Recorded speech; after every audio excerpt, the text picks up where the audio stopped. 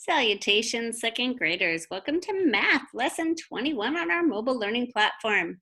Today we are looking at how we subtract fractions. You should be on page 291, 292 in your math packet.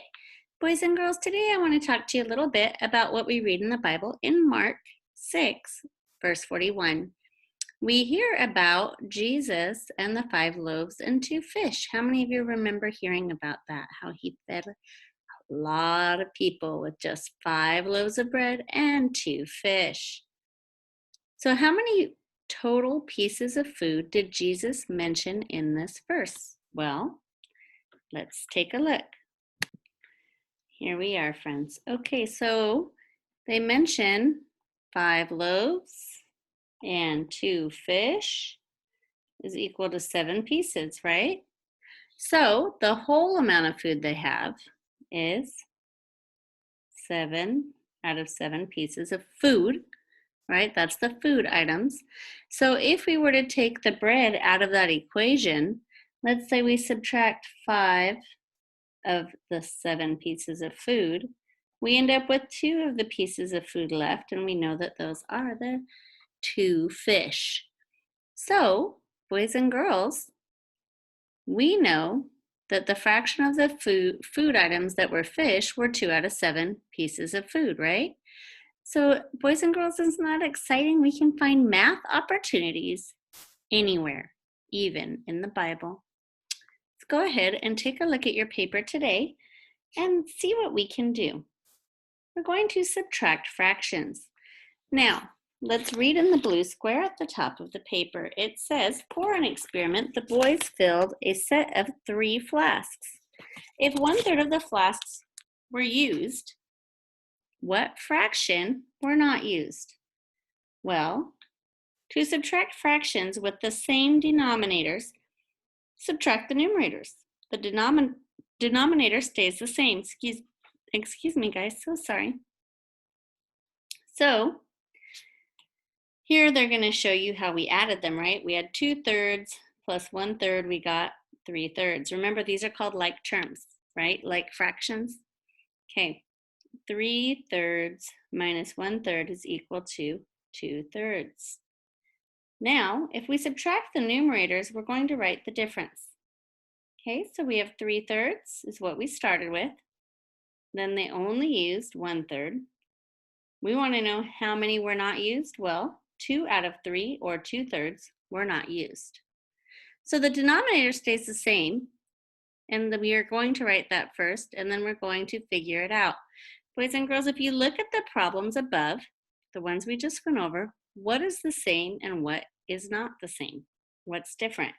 Well, the denominators are the same, right? The numerators change. They changed position, but they are still the same numbers. Very good. Okay. Boys and girls, it's okay if this is getting to be a little bit different. It's a little different to look at things this way. So just remember to take it slow and stay with me. We're going to subtract. Mark the fraction that we take away. So it's saying if I start with 4 out of 5. Sorry, friends, I think I'm having technical difficulties again. Okay, if I start with 4 out of 5 and I subtract 3 out of 5, I'm going to end up with 1 out of 5. So how much of the whole is shaded to start? Let's take a look. 4 out of 5 are yellow, right? How much will we take away? It tells us to take away 3 out of 5. Here's 1, here's 2, here's 3. Take those away.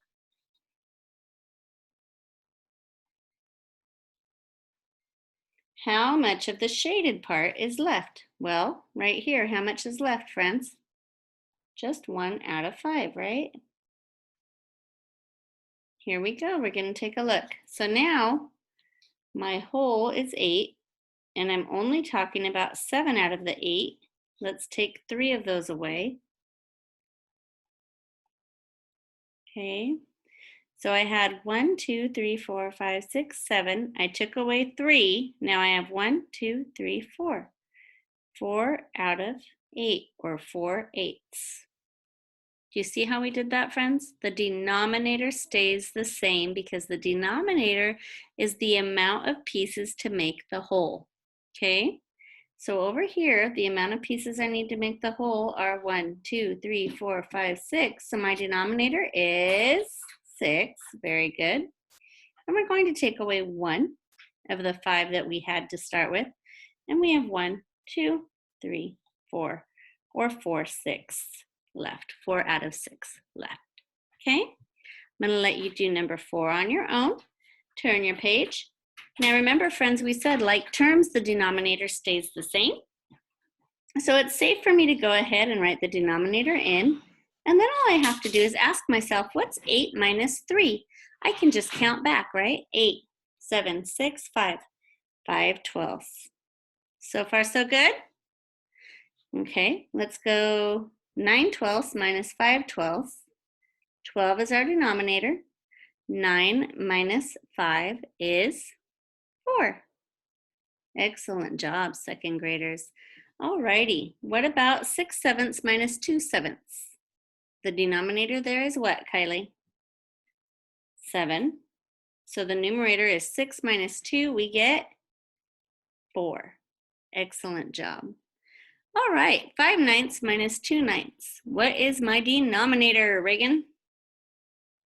9 is correct. And 5 minus 2 is 3. Okay, second graders, pretty good. I'm going to let you do numbers 9 through 16 on your own, and I'll check them when you turn them in. Just remember they're like terms, so your denominator stays the same. Let's go ahead then, and we're going to review a little bit. We either have to add or subtract. So looking at the signs, we're going to add 5/8 plus 2/8. Well, what is my denominator going to be, Jackson? 8, because we're dealing with like terms.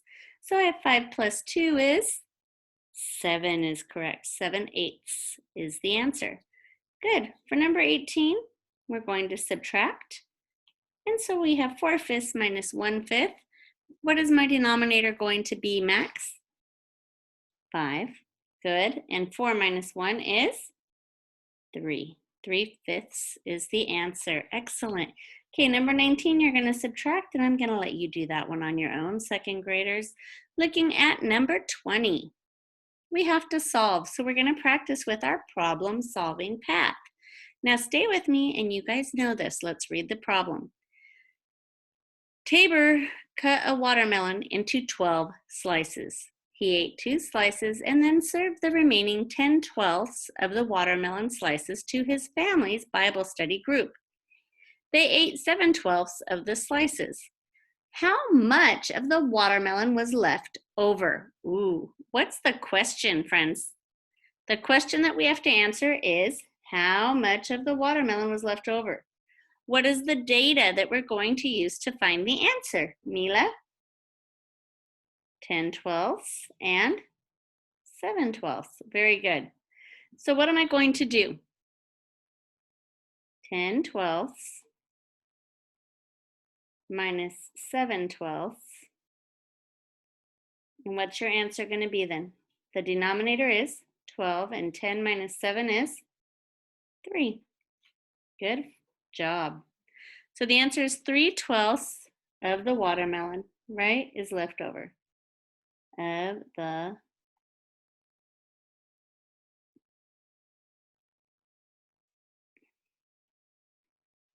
All right. Finally, my friends, we're going to review our multiplication. So 6 times 6 is 36. Write down the 6, regroup the 3. We have 6 times 5 is 30 plus 3 is 33, right? The 3 and the 3, 336. 2 times 5 is 0. Good. It's 10. Put the 0 down, regroup the 1. 5 times 4 is 20, plus 1 is 21. Okay, put down the 1. You can regroup the 2. There's nothing there, so it's going to be exactly what I wrote, 210. Second graders, you should be able to do this. I'm going to have you stop the video, work out the problems, come back later to check your work. I will finish 23, 4, and 5. You're going to work on the rest of the paper by yourself, and I'll check it over later. when you turn it back in. Here we go. Are you ready? Stop the video. And if you're still here, it's because you should have stopped the video, finished the work, and come back. So we have 7 times 7 is 49. Write the 9 down. Regroup the 4. 7 times 7 is 49, but I have those 4 hanging out up there. So 49, 50, 51, 52, 53. I need to write the 3 down. Regroup the 5. 7 times 7 is 49. Now I have a 5 up there. 49, 50, 51, 52, 53, 54. Your answer should be 5,439. How many of you got that?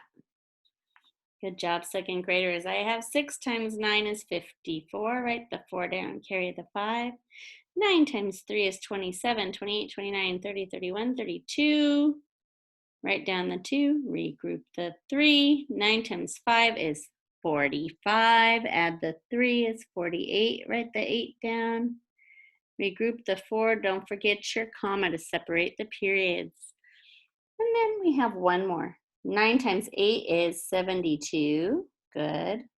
Regroup the 7. We have 8 times 0 is 0 plus 7 is 7. 8 times 6 is 48. Write the 8 here. Regroup the 4. My answer, friends, is 4,872. Okay, I want you to do the very best you can. Finish up your math page. Let me know if you have any questions during our tutoring time. Thank you so much. We'll see you soon for some more mobile learning. Bye, second graders.